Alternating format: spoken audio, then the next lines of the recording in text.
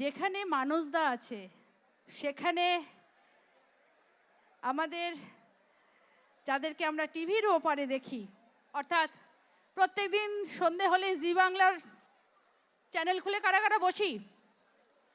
কেউ কি আছে? সন্ধে হলে জি বাংলা,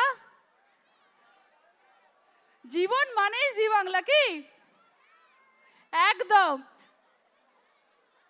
জীবনে জোয়ার ভাটা চলে চলে কি?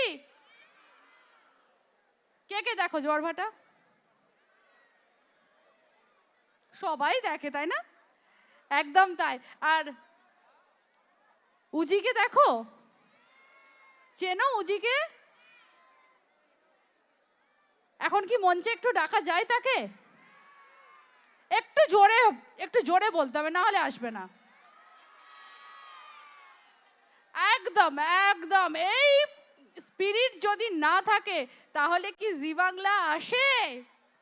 আমরা কিন্তু অনেকক্ষণ ধরে আমাদের সামনে বসে আছে, স্টেজের সামনে বসে আছে আমাদের খুব প্রিয় একজন অভিনেত্রী আরাত্রিকা। আর আরাত্রিকা কে তার নামে যত না চিনি তাকে বোধহয় উজি, ভানুপ্রিয়া এইসব নামে বেশি চিনি নাকি? আসলে কি বলুন তো, একজন অ্যাক্ট্রেসের এটাই বড় প্রাপ্তি, তাকে তার আসল নামে যত না চেনে, তার অভিনীত বিভিন্ন চরিত্রে যদি তাকে কেউ চেনে, সেটার থেকে বড় প্রাপ্তি কিচ্ছু হতে পারে না। তাই আমি একটু মঞ্চে এখন আরাত্রিকা ওরফে উজিকে মঞ্চে ডেকে নেব, আর একটা জোরে করতালি চাইবো কিন্তু উজির জন্যে। সারাটা দিন একটা মানুষ শুটিং করার পরেও কতটা মাটির মানুষ হতে পারে, এতক্ষণ ধরে আমাদের কাছে আছে, আমাদের সঙ্গে বসে গান শুনছে, এইটুকু এইটুকু।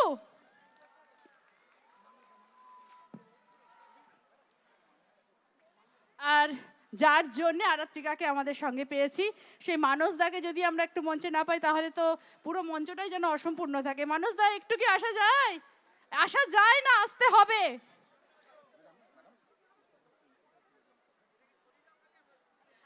আমাদের কিন্তু এভাবেই অনুষ্ঠান চলতে থাকবে, আর সঙ্গে থাকবে এরপরে যে আমাদের আর্টিস্ট আছে কেশব, কেশব দে।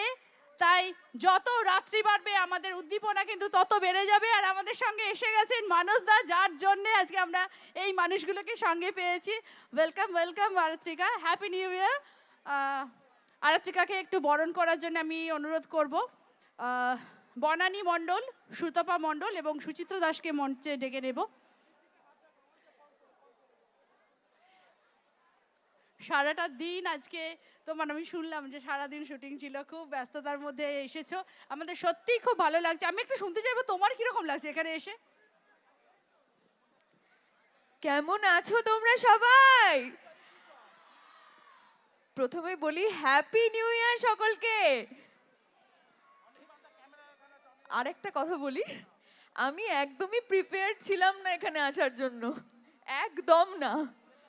আমি শুটিং থেকে গাড়ি নিয়ে বাড়ি যাচ্ছিলাম, হঠাৎ করে বলা হলো এখানে আসতে, গাড়ি ঘুরিয়ে চলে এসেছি। কোনো রকম প্রিপারেশন ছিল না। দেখো মাথা সিঁদুরটাও বোধহয় এখনো আছে। ভালো আছো তো তোমরা? আচ্ছা, জোয়ার ভাটা এখানে কে কে দেখে একটু হাত তোলো দেখি।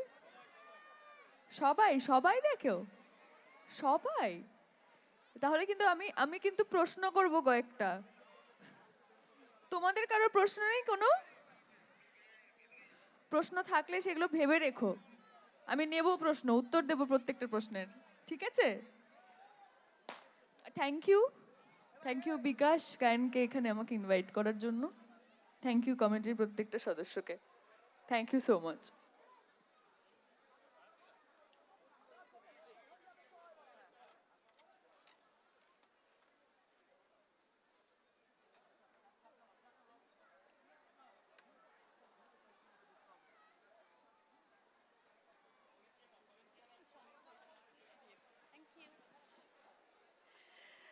আরাত্রিকাকে যখন পেয়ে গেছি তাকে একটু সম্বর্ধিত তো করতেই হয়। আর ফুল এর থেকে বড় উপহার কিছু হয় না, কারণ ফুলের মতোই যেন যে তার জীবনটা সুন্দর হয়ে ওঠে, আর এভাবেই যেন বিভিন্ন নামে আমাদের কাছে আসতে পারে, তাই না? তার আরাত্রিকা একটাই তো নাম আছে, বাবা মা দিয়েছে অবশ্যই, কিন্তু সে যে আমাদের কাছে বিভিন্ন চরিত্রে বিভিন্ন নামে আসছে এবং আপনাদের মনে একটা জায়গা করে নিয়েছে, এটা দেখে কিন্তু ভীষণ ভালো লাগছে। আর আরাত্রিকা, তোর প্রশ্ন উত্তরে পর্ব বোধহয় এবার শুরু হবে, কি একটু? হ্যাঁ হ্যাঁ, সে তো শুরু হবেই। তবে আমি না জোয়ার ভাটা যত সবাই দেখে বললো, আমি উচ্ছ্বাসটা পেলাম না। দেখো তো তোমরা জোয়ার ভাটা? আচ্ছা, তাহলে কিন্তু আমাকে প্রশ্ন করতে হবে, তাহলে আমি বুঝবো তোমরা সত্যি সত্যি দেখো। উজিকে কেমন লাগে? সবার ভালো লাগে? আর একদম একদম রিসেন্টলি আমার একটা বড় পর্দায় ছবি মুক্তি পেয়েছে, লহ গৌরাঙ্গের নাম রে, যেখানে আমি লক্ষ্মীপ্রিয়ার ভূমিকায় অভিনয় করেছি। আর তার একটি গান, ক্ষণে গোরা চাঁদ ক্ষণে কালা, যেটা অরিজিৎ সিং গেয়েছেন। তো শুনেছো তো তোমরা সবাই গানটা? ছবিটা দেখা হয়েছে? আহ, প্রচুর প্রচুর মানুষের প্রচুর ভালোবাসা পাচ্ছে উজি। জোয়ার ভাটা সিরিয়াল, এর আগেও আমি জিতে অনেক সিরিয়াল করেছি, খেলনাবাড়ি করেছি, মিঠি ঝোড়ার রাই করেছি, মিতুল পাল। তো আহ, তো অবশ্যই একটু যদি সবার কাছ থেকে একটু প্রশ্ন পেতাম খুব ভালো লাগতো আমার। প্রশ্ন আছে কিছু করার মতো? আচ্ছা, আমার নাম জানো তোমরা কেউ? আমার নাম, আসল নাম? আরাত্রিকা, হয়তো সবাই বলছে আরাত্রিকা। আচ্ছা, কি জানো না তাহলে সেটা বলো, আমি বলে দিচ্ছি সেটা। কি কি কি কি? হ্যাঁ, কবিতা, ডায়লগ? ও আচ্ছা, আমি বুঝতে পেরেছি, কবিতা। ওই আর একটু জোরে উচ্ছ্বাসটা হোক তাহলে। আকাশ সমান ভালোবাসি। আচ্ছা আচ্ছা, একদম, ওটা ওটা যে কোনো জায়গায় গেলে আগে রিকোয়েস্ট আসে আমার যে আকাশ সমান ভালোবাসিটা বলতে হবে। আমি তোমাকে আকাশ সমান ভালোবাসি। সমুদ্রের যত ঢেউ আমি তোমাকে ততখানি ভালোবাসি। এই পৃথিবীকে যতখানি ভালোবাসা ঘিরে রেখেছে আমি তোমাকে ততখানি ভালোবাসি। ঘড়ির কাঁটার ঘন্টা, মিনিট, সেকেন্ড, মাইক্রো সেকেন্ড যতবার টিকটিক করে আমি তোমাকে ততখানি ভালোবাসি। আমাদের ভালোবাসা চিরন্তন। 7 জন্মের পরেও যদি কিছু থেকে থাকে আমি সেই জন্মেও তোমারই থাকবো, আমি তোমাকেই নিজের করে রাখবো। Thank you so much. তোমরা সকলে মিলে ইয়াং জেনারেশন এই ডায়লগটাকে ভাইরাল করেছো সোশ্যাল মিডিয়ায়, এবং যে কোনো জায়গায় গেলে আগে আকাশ সমান ভালোবাসি। ইনফ্যাক্ট আমি নিজেও পার্সোনাল লাইফেও এটাতে প্রপোজাল পেয়েছি, আমি তোমাকে আকাশ সমান ভালোবাসি। যাই হোক, তো এই ভালোবাসাটার জন্যই আমাদের কাজ করা, এই ভালোবাসাটার জন্যই সবকিছু। আচ্ছা, বাই দ্য ওয়ে, তুমি বলছিলে ভানুপ্রিয়া, ভানুপ্রিয়াটা কে আমি একটু জানতে চাই। ভানুপ্রিয়াটা কোথা থেকে এলো?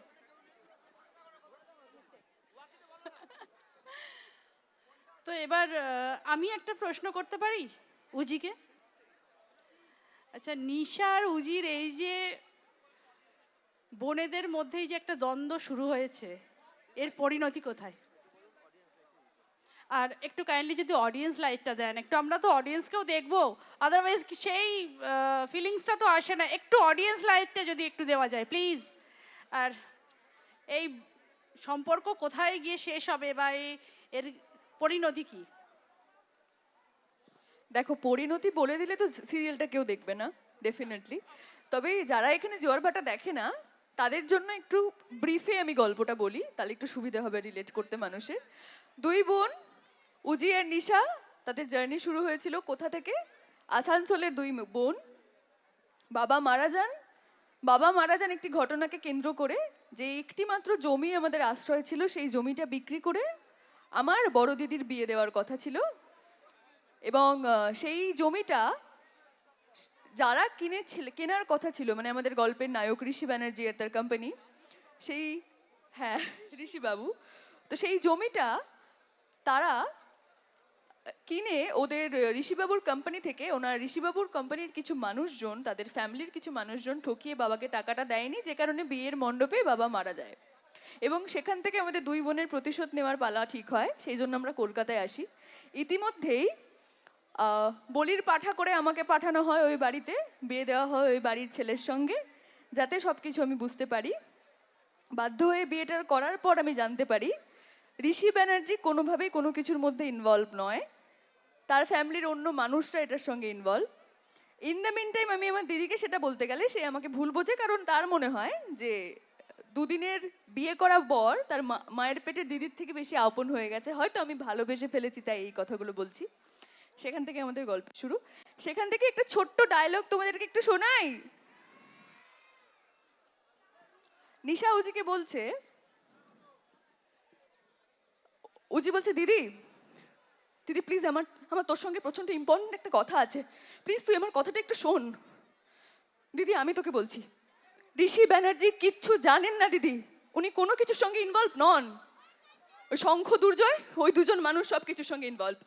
ওনার মতো দেবতুল্য মানুষ কখনো এত বড় ক্রাইমের সঙ্গে জড়িত থাকতে পারে না। হরিপ্রসাদ মিত্র যে বেঁচে নেই, আমাদের বাবা যে বেঁচে নেই, সেটা উনি জানেনই না। আমি তোকে বলছি দিদি, আমাদের বিরাট বড় একটা ভুল হয়ে গেছে, আমরা অন্যায় করে ফেলেছি, একটা এত বড় ফ্যামিলিকে আমরা ঠকাচ্ছি দিনের পর দিন।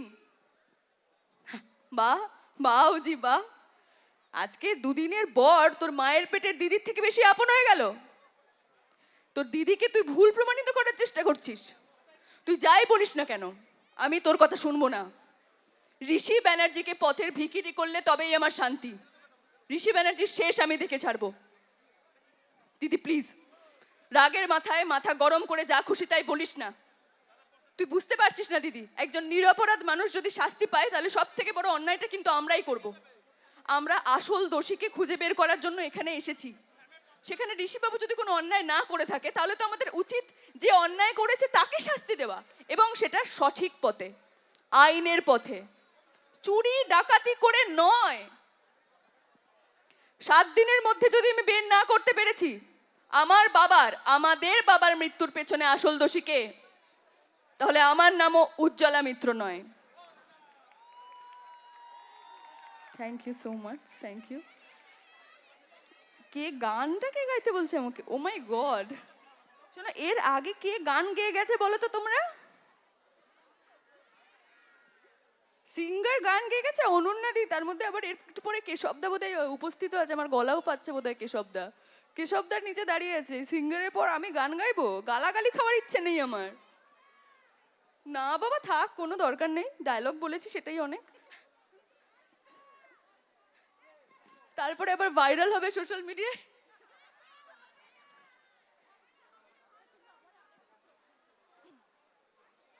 একই আঁচলের ঢেউ খেলানো পারে।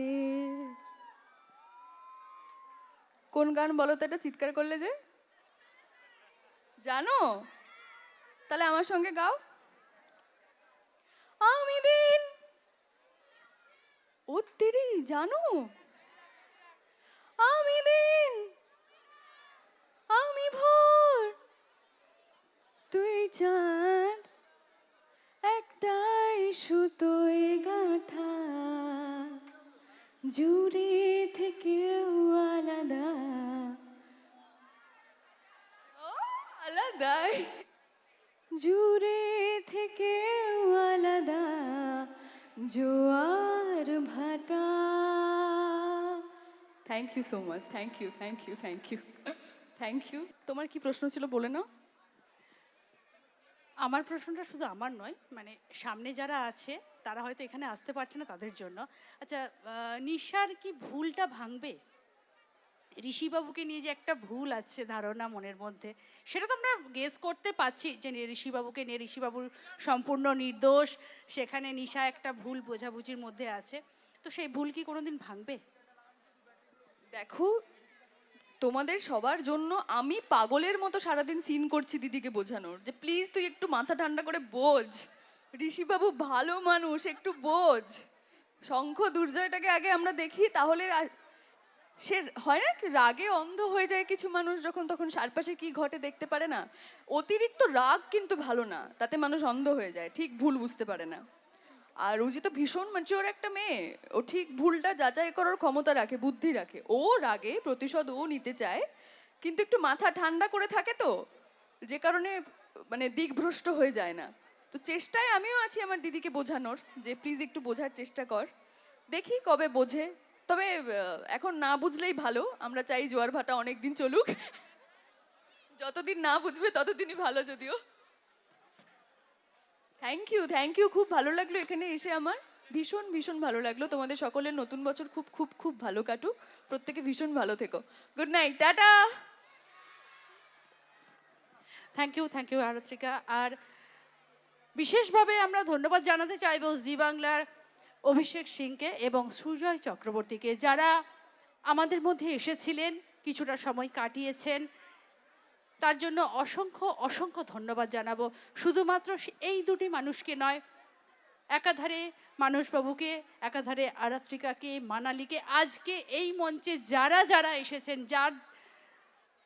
যাদের উপস্থিতি আমাদের এই মঞ্চটাকে আরও বেশি রঙিন করে তুলেছে, আরও বেশি মনোরঞ্জনপূর্বক করে তুলেছে, তাদের প্রত্যেককে জানাবো অসংখ্য ধন্যবাদ। আর কারো ঠান্ডা লাগছে না? তাহলে বাড়ি চলে যাব না? তাহলে এবার কি করব? শুনতে পাচ্ছি না, একটু জোরে বলো না। এবার এর পরে কি হবে?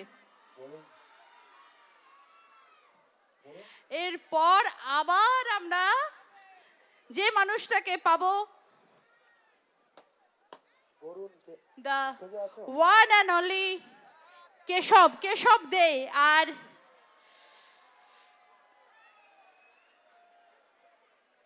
যে মানুষটা শুরু করেছিল তার গানের চর্চা ক্লাসিক্যাল শাস্ত্রীয় সঙ্গীত দিয়ে, এবং রবীন্দ্রভারতী ইউনিভার্সিটি থেকে যার সঙ্গীত চর্চা, শুধুমাত্র গায়ক হিসাবে নয়, একজন বিশিষ্ট সুরকার, গীতিকার এবং প্লেব্যাক সিঙ্গার প্লাস। ম্যাডাম এটা ফাইলটা পোর্ট করবে কিছুক্ষণ স্টপ।